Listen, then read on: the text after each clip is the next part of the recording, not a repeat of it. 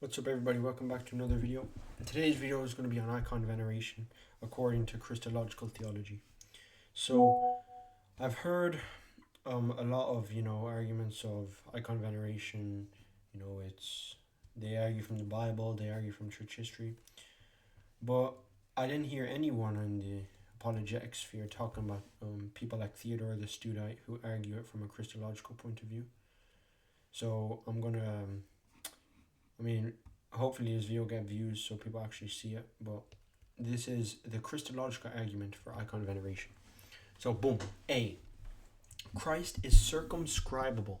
Circumscribable is very important, which is he able to be limited? Yeah, if he's able to be limited, then you can depict him. That's the main thing. So A, Christ is circumscribable, okay, which means you can depict him because I am circumscribed. This bottle right here is circumscribed. Let me go full screen. This bottle is circumscribed, meaning it's limited, meaning I can draw it. Yeah. This set of Uno cards is circumscribed. So let's go. Probably look at the camera when I do that. This set of Uno cards. I'm joking. Okay. B, because he is limited, he has an artificial image in which he is contemplated as it is also in him. I'll explain what that means. C, there's one indivisible veneration of Christ and his image. That's I'll explain that as well. And D, since Christ is the prototype of his own image, he has one likeness as he has one veneration with him. Therefore, icon veneration is Christologically sound. I'll explain this whole argumentation when we'll go back to at the very end. So A, Christ is circumscribable. So the arguments that the iconoclast gave is Christ cannot be circumscribed. Christ cannot be circumscribed. But I think anybody with a very clear, anybody who affirms the Theotokos will be stupid if they think that Christ is wholly uncircumscribable, because Christ has two natures, or even in the Oriental tradition, two sets of essential properties. So he is limited and unlimited. So limited according to his human nature or according to his manhood, and unlimited according to his godhead, same thing. Christ is limited according, yeah, that's exactly what I said. And I'll even get a quote from the earliest guy ever, Ignatius of Antioch. There is one physician who is possessed of both flesh and spirit, both made and not made. Okay, so made and not made, that's a contradiction. How can you be made and not made? Well, he is made according to the manhood and not made according to the godhood. So therefore, Christ is circumscribable because he is a man, because it is an essential attribute of a man to be circumscribable, and he took on flesh, so he is circumscribable according to his manhood. Yeah. So boom, the person is depicted. Let's just think about it, because this is the Calvinist objection. You can depict saints, you can depict, but you can't depict Christ. Yeah, which is let me not crash out. You can't depict Christ. Why? Because he's God. You can't depict him. Okay. If I was to depict a human nature, yeah, try just think of what a human nature is. Yeah, think of what a human nature is. It doesn't make sense. You can't think of what a human nature is because it's a universal. How can you depict a universal that is composed of rational intellect, it's animate, mortal, etc.? It's impossible. You can't depict nature, a universal. Rather, you depict a particular. So you depict the person, the hypostasis. So you depict a persons according to their natures. So namely what is visible in their form, nose, eyes, mouth, hair. If you were to depict a human nature, you would, how would you know who's who? Because everybody shares in human nature, no? So who you're actually depicting is me, my person, through my nature. Since I'm human, I have to have all these human attributes. But you're depicting my person. Okay? So if you deny A, which I think the Calvinists do, if I'm not mistaken, I don't know their reasoning for not depicting Christ. I think it's because of a violation of the second commandment.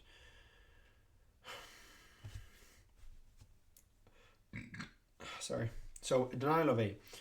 A denial that Christ can be circumscribed depending on why you deny it. Either one, if you deny because you think the human nature is limited, not Christ, then you're Nestorian. So if you think that you can't depict him because Christ is not limited, it's only the human nature that's limited, so Christ is not circumscribed, it's only the human nature that's circumscribed, then you're Nestorian, because now you're predicating something onto the nature instead of the person. How can you say the nature is circumscribable but the person isn't? Yeah, makes no sense. That's 101 here, 101 like error. Just get your metaphysics right. Number 2, if you deny because you think Christ is God and God is not limited, then that's Eutychianism, because Christ took on flesh as well. He's not just one confused nature of divine properties. He's both God and man according to his natures, and he is circumscribable according to the human nature. So you can depict the person of Christ according to his humanity. Yeah, because if he existed and you can see him, why couldn't you just depict him? It's so obvious. You can depict him. So therefore, A is true. Christ's person is depicted according to his human nature. A denial of this is a denial of basic Christology, basic Christology, thinking that you can't depict Christ. It doesn't make sense. Anyway, objection. Depiction of Christ is an invention of idolatrous mentality. Apostle says somewhere, they exchanged the glory of the immortal God for the likeness of mortal man, and they venerate and worship the creature rather than the creator. So my answer to that is very simple. Christ became man. We did not make Christ circumscribable. We did not circumscribe Christ. Christ made himself circumscribable. Christ circumscribed himself by taking on flesh. He did not circumscribe himself according to his divine nature, because that's uncircumscribable.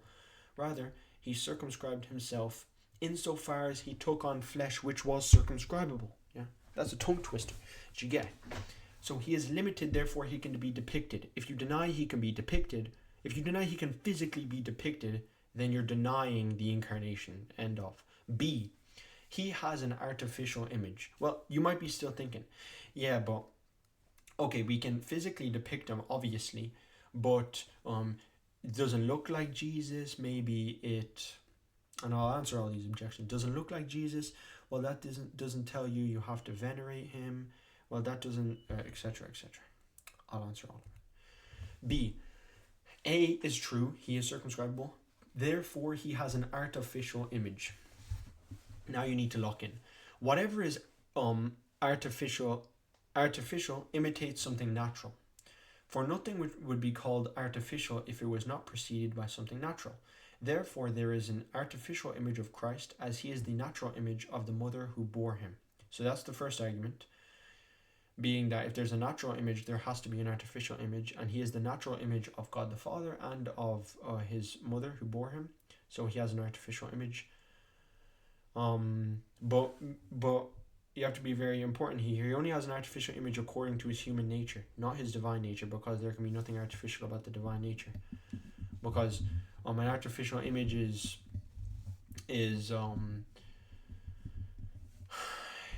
I'll explain about it. Okay, natural image, it shares in the essence and likeness. So he's a natural image of his mother because he shares in the likeness of his mother and the essence of his mother. He's man. But he's an artificial image in other senses. Artificial image only shares in likeness, not essence. For example, mental depictions. If I mentally depict somebody, I'm making an artificial image of them in my head. Material images, paintings are artificial images. They don't share in essence, but they share in likeness. And shadows from the sun is a very important one. That is an artificial image. It does not share in the essence of the person, and a shadow on the floor is not a man, but it shares in the likeness because it depicts the outline, the form of the hypostasis. What do I say hypostasis like that? Hypostasis, hypostasis. Okay. So yeah, those natural and artificial image, you have to keep artificial image in mind. It's very important. If I depict the likeness of the person of Christ, it is an artificial image. A shadow is an artificial image because it doesn't share in essence but only in likeness, and all circumscribable things have the potential for artificial images. Christ is circumscribable, therefore he can have an artificial image. This follows again from being circumscribed if you're circumscribed, you have a visible form, yeah. Well, I guess not visible form in all cases, but if you're visibly circumscribed, which Christ was visibly circumscribed because he was a man, not a mere man, but he was a man. Therefore, you can depict him, meaning that depiction is an artificial image. He had a shadow, meaning that shadow is an artificial image, and his disciples had mental conceptions of Christ's form, meaning they had artificial images of Christ. Therefore, artificial images of Christ exist. Necessarily they exist. Okay? Objection. But we are never told to depict Christ artificially. Answer. A. He is depicted artificially already, which means there's depictions, icons are depictions, there's so many depictions of Christ. So, boom, there are depictions. Therefore, what should we do? Now, the question is, the only objection further is, okay, the images exist, but should we venerate them? That's the real question. The question I don't think is, should we even depict Christ artificially? Are we allowed to? And my second answer is a mental image is an artificial image. They already exist. Christ had a shadow that existed. They can exist without material depictions, and they always exist in potentiality before they are actualized. So Christ, before anybody drew him, he had the potential to be drawn because he was circumscribed. So there was the potential for an artificial image, which is clear. Again, if you deny there was a potential for an artificial image, you are denying his ability to be circumscribed. Then you are denying the incarnation, because then you're saying he did not become man. Okay? So that's the answer. Boom. He has an artificial image, which means he can be drawn, and he is drawn, and he does have a shadow, and that means he has an artificial image, etc., etc. And as well with this, we are never told to depict Christ artificially. If you want to appeal to the second commandment, then we can go to, the biblical arguments, or you shouldn't bow down to an idol. What is an idol? The Ark of the Covenant, but that's not what this video is about. I can go and I can make a new one of. I kind of did in this as well, of saying what's the difference between bowing down to the Ark of the Covenant and bowing down to an icon, or just honoring the Ark of the Covenant or honoring an icon. And you say the difference is that Christ's or God's presence was there at the Ark of the Covenant, and I can say the same thing about the icon. Or I say, what's the difference between bowing down to a king and bowing down to the image of Christ? You say it's civil versus religious, and it's animate versus inanimate. All this distinctions. But we can go into that. But this is my argument why it logically follows that veneration is okay theologically. Okay, let me keep going. See, there's one, so boom, now we have an image of Christ, yeah, which is okay. It's theologically accurate to make an image of Christ because he is circumscribed. You can depict him according to his human nature. It's an artificial image because prototypes have, or circumscribed prototypes have essential image or artificial images. Okay, there's one individual veneration of Christ and his image. So there's Christ and there's his image, his artificial image that we just depicted. In your brain, you just depicted. If Christ is not the same as his image, because every image is lesser than the prototype, then it also follows for veneration. This is an objection against C, which means that C basically means that, okay, if you venerate Christ, you have to venerate his image also with equal veneration. Not have to in the sense that when you're walking by every single image, you have to venerate it. It's just like venerating the image is not idolatry because it's venerating Christ, because the veneration is one. It's one veneration. Let me explain. The objection says, okay, Christ is not the same as his image, therefore the veneration is not the same. My answer is prototype is not essentially in the image, which is why it's artificial. It doesn't share an essence, but it shares a likeness. But they are in each other by the similarity of hypostasis, which I'll show evidence from the fathers of how that makes sense. But the likeness of Christ and his image is the similarity of hypostasis. It's the same person in the image, so you're venerating the person. Let's explain the logical flow. Every natural image shares in the veneration with the prototype.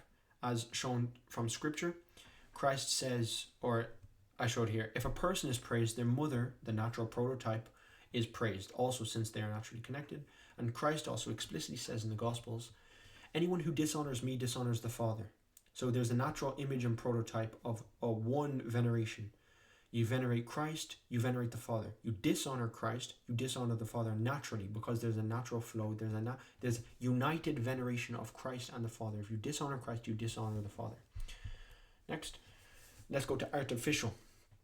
Every artificial image shares in veneration with the prototype. So if you're amazed at a sculpture, obviously you're amazed at the sculptor's hands, the sculptor's work also. If you honor the image of your beloved, you're honoring the beloved. You're not honoring the wood on the image. You're honoring the beloved. And if you honor the emperor's image, you honor the emperor. Why I say the emperor is because there's a patristic witness for this. To prove that honor passes from the natural image, the Father has actually used the already known, already asserted fact that honor passes from the artificial image to the prototype. So to prove the veneration is one with the Father and the Son, they use the veneration being one with the image, artificial image, and the prototype. They use that because it was already assumed that the veneration is one between the image and the prototype. So here's the patristic witness. I'm just going to read the highlighted. You can pause and read. I put the quotations at the bottom anyway. And we perceive that at once from the illustration of the emperor's image, for in the image is the shape and form of the emperor, and in the emperor is the shape which is in the image. So already there's a likeness, for the likeness of the emperor in the image is exact. So yeah, and a person who looks at the image sees it in the emperor, and sees in it the emperor, and he again who sees the emperor recognizes that it is he who is in the image. So he's saying, okay, the emperor and the image share in the likeness of hypostasis. Let's go down at the bottom. Accordingly, he who worships the image in it worships the emperor also, for the image is his form and appearance. Since the Son too is the Father's image, it necessarily be understood that the Godhead and propriety of the Father is the being of the Son.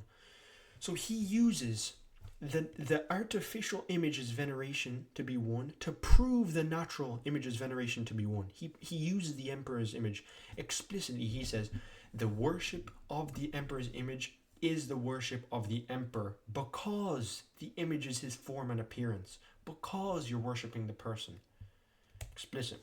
Next.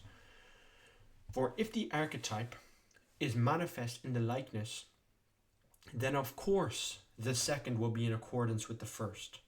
And also at the bottom, for how in the created is seen the eternally present, or in the once non-existent perfect or in creation creator. For images always have similarity with the prototype. Yeah. More from Cyril.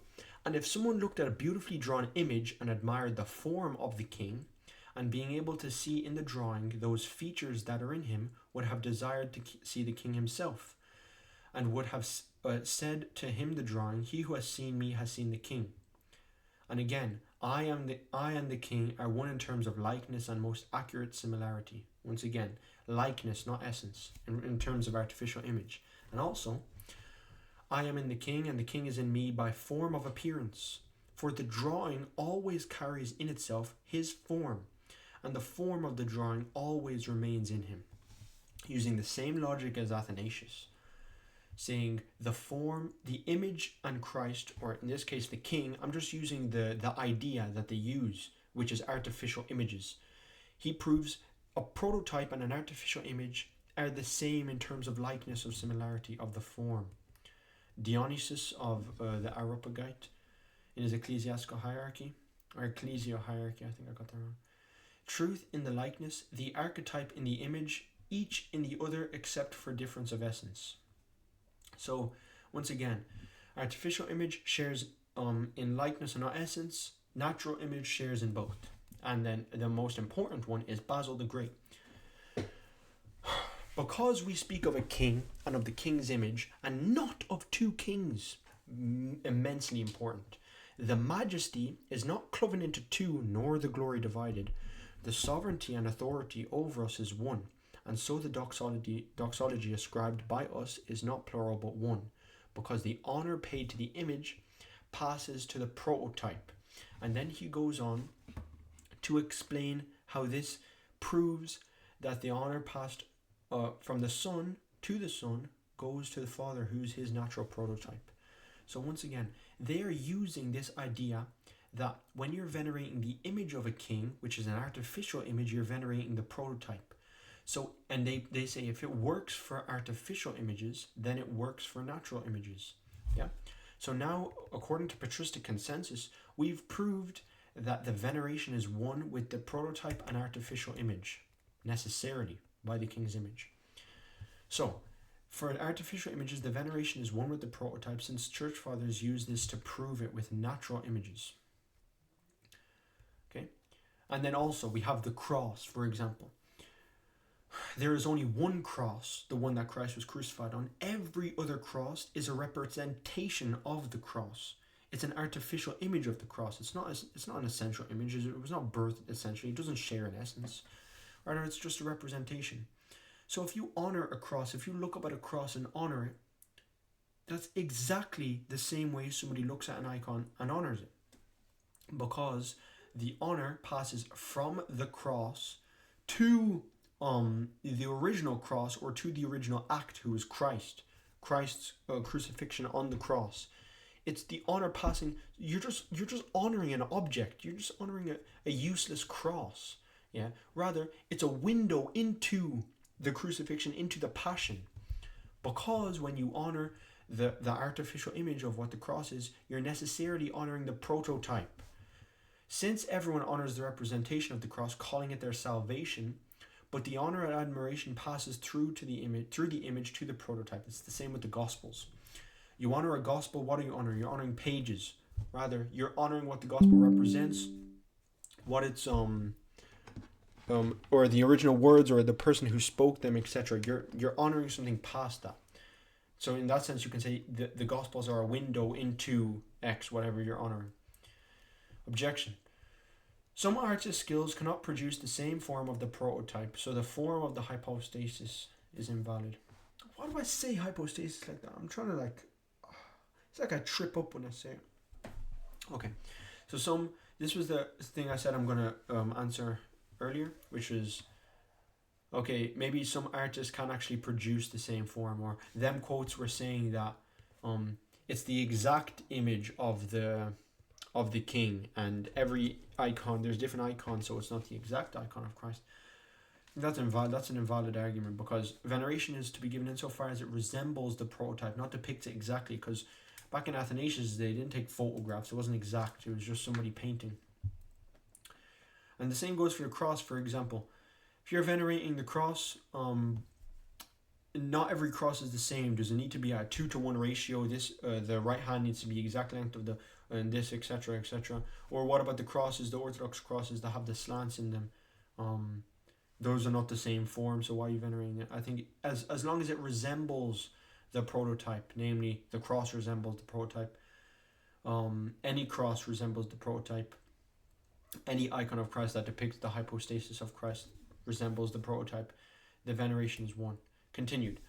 How could the identity of veneration be preserved in the case of Christ's image, if indeed Christ is naturally venerable, but the image is arbitrarily venerable? For we certainly must say that a natural quality cannot change at all.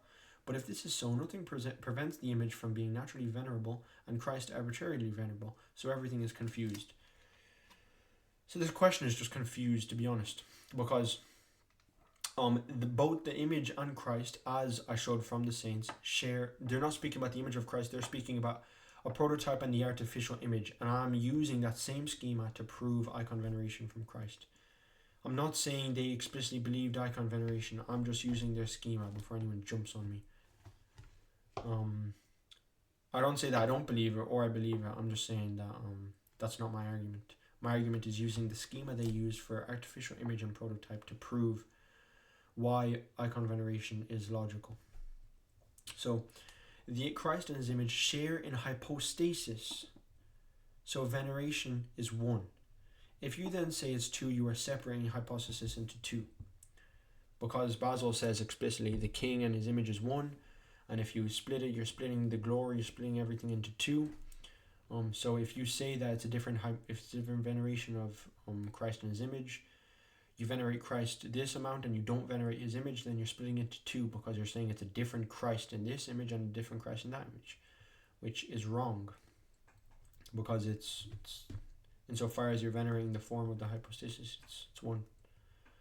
So why is this the case? Why do I say everything and then I go to the slide, and the slide is literally what I said. Basil says the king is not two kings because he is venerated and his image is venerated. Saying there are two venerations of the king's image is saying there are two kings. This follows for any artificial image, insofar as I am referring to the hypostasis. Namely, if I look at a king's image and say, I love the person depicted here, following that logic, I am saying when I say that, I'm referring to a different person than the king himself. So if I look at an image of a king, and you think that the image and the thing doesn't, the veneration of Christ's image and Christ himself is not one, then when I look at an image of an emperor, yeah, and I say, yo, I like that guy, yeah, I'm referring to someone completely different than the emperor, not the same person as the real emperor that's living. Or if I look at a picture of my mother and say, I love her, yeah, that's not referring to my mother because artificial images and prototypes don't share in veneration. That's absurd. It doesn't make any sense. Explain further. There is a king, there's the king's artificial images. If I look at the image and I say I hate the king, am I referring to the king or someone else? If you say someone else, then you are dividing the king, which nobody has ever done. Obviously, I say I hate the king, I'm referring to the king himself. So an objection to this. There is a king. If God is spirit and those who venerate him must venerate in spirit and in truth, how do you avoid convicting yourself of idolatry when you say that Christ is venerated in an image as well as in spirit? So honoring a person is honoring God's creation also. Is this idolatry? Honoring an artificial image is logical practice. So boiling everything down to everything has to be spirit. If you're doing anything physically, then it's idolatry. Well, I honor my parents. Is that idolatry? Like these silly arguments. You need to be a bit more sophisticated and like reject this reasoning of you're circumscribed. The honor of a prototype and an artificial image is one. Therefore, Christ in his image veneration is one. Therefore, if you venerate the image of Christ, it is not idolatry. You need to debunk the logic. You can't just assert things like this where it just doesn't make sense. So another objection, even if I concede all this, just because it all follows logically, we are not commanded to do so. So we shouldn't try to justify our religion by reason alone. And my answer to this is this completely changes the debate. Now, as a Calvinist who say you can't depict God, now they've just conceded that, and they say you can depict God according to his human nature. Because even Nestorius said you can't call God a baby, you can't call him a toddler. But yes, you can, because Christ, you predicate God onto Christ himself, the person of Christ. And you say Christ was a baby, Christ is God, therefore God is a baby. You can depict Christ because Christ was a man, therefore you can depict God according to Christ's human nature. They concede that, but then they would just say, no, you shouldn't do it because we're not told to do it, etc. Then it isn't, because they can do it from their regulatory principle. Yeah, even though I would challenge that, the regulatory principle of reformed ideas. But yeah, it isn't idolatry, it isn't wrong to do, etc., because it follows logically. Then the debate is on the regulatory principle and if it should be done, etc., if it is commanded to do so or not. And we would be then arguing, regulatory principle, which is basically the idea that you only do practices that are explicitly stated in Scripture, but I guess not explicitly, because infant baptism is not explicit in Scripture, or going to church on Sunday is not explicit in Scripture, but they're implied from Scripture, or even Sunday worship is not implied from Scripture. It's like you take it from tradition as well. So regulatory principle, I don't know. And D, finally, since Christ is the prototype of his own image, he has one likeness and veneration with it. So the veneration is objection. The veneration is not one because Christ and his artificial image don't exist simultaneously. My answer to that is, what about Christ and his shadow? Images don't need to exist physically yet. It is already present in Christ as potential. Like a body, it casts a shadow only in the day, but the image / the shadow exists potentially during the night. Shadows and body are inseparable. Christ and his image are inseparable. That's my argument. You cannot separate Christ and his artificial image. You cannot separate a body and its shadow. It's like as if the shadow stops existing in the night.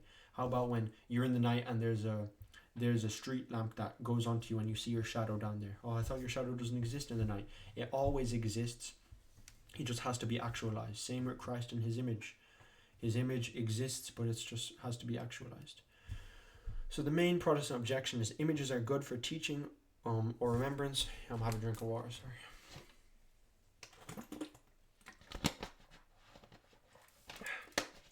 So, images are good for teaching or remembrance, but veneration crosses into worship. My argument is, then keep the same reasoning for the cross and its veneration, the Gospels and their words, or the messages and its words, the king and the king's image. They would accept all this type of veneration, but for some reason it stops at Christ and his image. I don't know why it stops at Christ and his image, because honoring the cross is okay. The Gospels, you can kiss the Gospels, you can kiss the cross, although some don't really kiss the cross. But and the church fathers said the king and his image is okay. Everybody would do it with their parents' images at home. And their objection to the parents' one is, but it's not religious. Well, the cross is religious. So what now? But it's not a person. What are all these distinctions? I can make infinite distinctions as well. They stop here for several reasons. Some make a distinction saying this logic follows insofar it is not religious imagery. So I just proved of prototype and artificial imagery. And so an objection might be, okay, but that's civil. And this logic doesn't follow for religious imagery. So my objection is, it's a completely arbitrary distinction. Where on earth did you get that distinction from? That logic only follows for civil imagery and not religious imagery. First of all, that logic follows for the cross, which is religious. But why is the veneration to inanimate religious objects, not idolatry, namely the Ark of the Covenant, the cross, etc., but the veneration to animate religious people's images, idolatry. So, for some reason, they make this tiny distinction of venerating something inanimate, an inanimate religious object, so the cross, you're venerating the cross through its representation, that's not idolatry. You're venerating Christ through his representation, that's idolatry. What on earth has given you that idea that's idolatry? And some say civil versus religious veneration.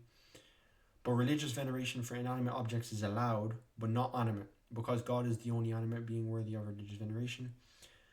For some instances, there's bowing down before kings, which is civil or animate, and the Ark of the Covenant, which is religious inanimate. But angels are also, this is the whole argument, sorry. So civil versus religious, they accept all types of civil veneration, but they reject veneration of like religious inanimate images that represent animate things. A religious inanimate object is image of Christ, and that represents Christ, who's animate, meaning you should not bow down to it. I don't know, bro. But my answer to that is there actually is religious animate veneration, which is the veneration of angels. So this is kind of sophisticated. So Abraham bows down to 3 visitors, the angel / the Lord. Lot bows down to 2 angels. So now you have 2 choices. A, he bows down to angels, which then it destroys your distinction of religious animate veneration only. Because now every type of veneration is in the Bible and it's accepted. There's no distinction that you can make that rejects icon veneration. It's just every single type, all civil, religious of inanimate objects, religious of inanimate objects that are representations of something, religious animate veneration, every single type of veneration is there. And B is an even worse concession, which most Protestants will have to make, which is the angel of the Lord is a theophany. And as Augustine says, to hold their Thomistic view of absolute divine simplicity, theophanies are through the creature, which means them in the Old Testament, Lot bowed down to 2 angels. Lot actually bowed down to 2 creatures.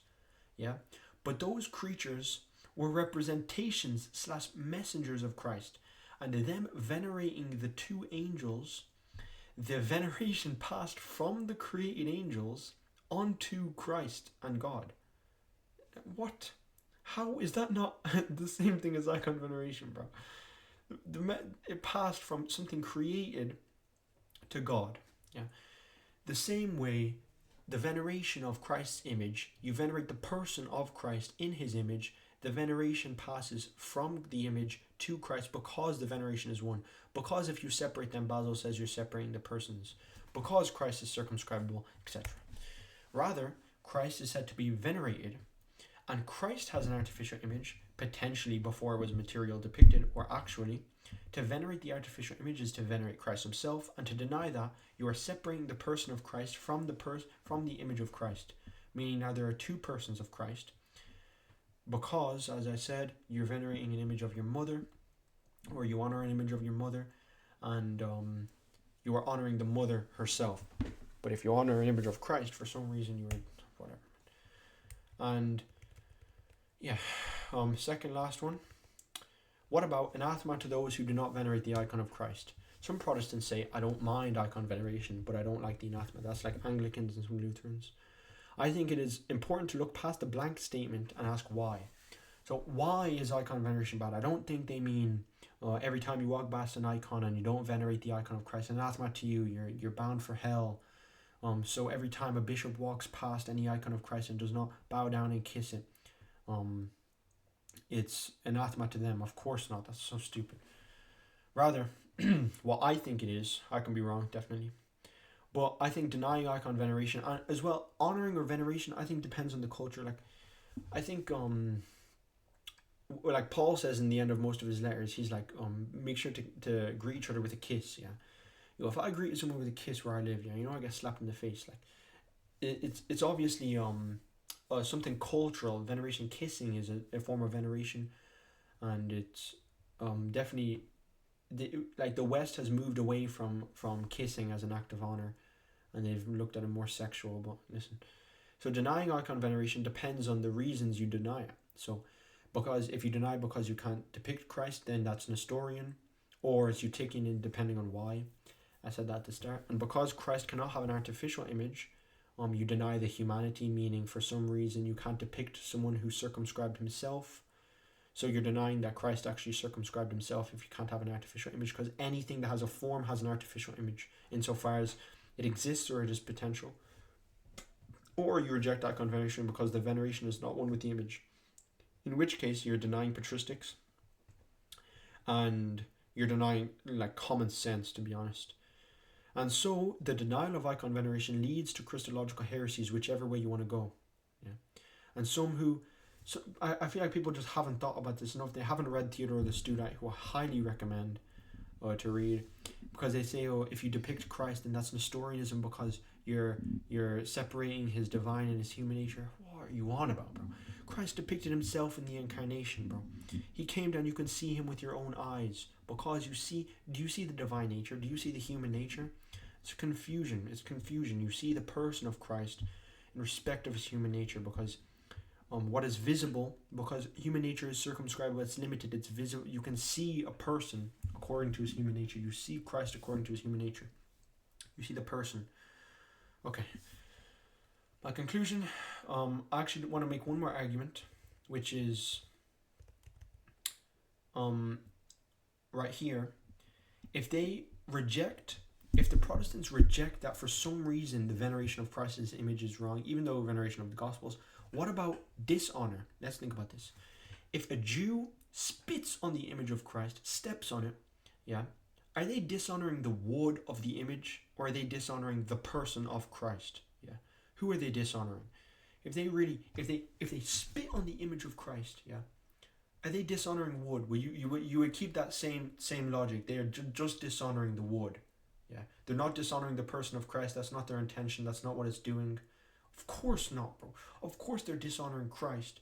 Therefore, the same logic applies for honoring. If you honor the image, you're not doing idolatry, which is you're honoring the creature insofar as it is a creature. It is a creature and it represents nothing. Like the golden calf. Rather, you're honoring the person of Christ. The same way dishonor goes from the image to the prototype. You're dishonoring somebody. Honor works for the image of Christ. So now Prius, because I know nobody would reject the dishonor thing with the Jews. There's even a patristic thing about Jews dishonoring the image of Christ, but maybe I'll include that next time. So now look at this. They accept the dishonor of every artificial image and its prototype. They accept the honor of every artificial image and its prototype, except Christ's image and images of saints, except religious imagery. That makes no sense, bro. Now rejecting all image veneration, honor to image veneration, but you accept the image dishonoring. How does that make sense? But be consistent. Okay, and my conclusion goes back to the very beginning. Christ is circumscribable, then he can be depicted. Christ has an image, whether artificially, or it is artificially, potentially actualized as well. Christ and his image's veneration is one. As shown because of the dishonor argument, because of the honor, because of patristic consensus with the emperor's image, because of cross-sense representation, because of the Gospels, etc. Therefore, icon veneration is not idolatry, because if it is idolatry, then the honor of the Gospel is idolatry, honor of Christ, honor of anybody, the honor that the saints were talking about with the emperor's image is idolatry as well. Icon veneration is logical, as I just showed, and icon veneration is also, this is what Theodore the Studite argues, it's commanded when we are told to venerate Christ. So if you, once again, reject for a reason, not just because you walk past and you don't venerate, if you physically reject or hate when people honor an image of Christ and you see it as idolatry, that necessarily is splitting for any of these reasons. And Theodore the Studite says, therefore we are commanded to venerate an icon if we are told to venerate Christ, because the person is the same. Because, you can reject that reasoning or not. But the main thing I want to say is the people who completely reject icon veneration for any of those issues, whether it leads to a Christological issue or not, and then I don't see how icon veneration is anything, or honoring an image of Christ is anything sacrilegious, is anything idolatrous. I don't see how, looking at a Christological point of view. So I'd actually love for this video to get some views, because I've never seen somebody cover this topic. And thank you guys very much for watching. Any comments, please drop them down below. If you want me to make another video, if you want me to even talk to someone about this, I would actually love to. But thank you guys very much for watching, and I'll see you guys in the next video. God bless.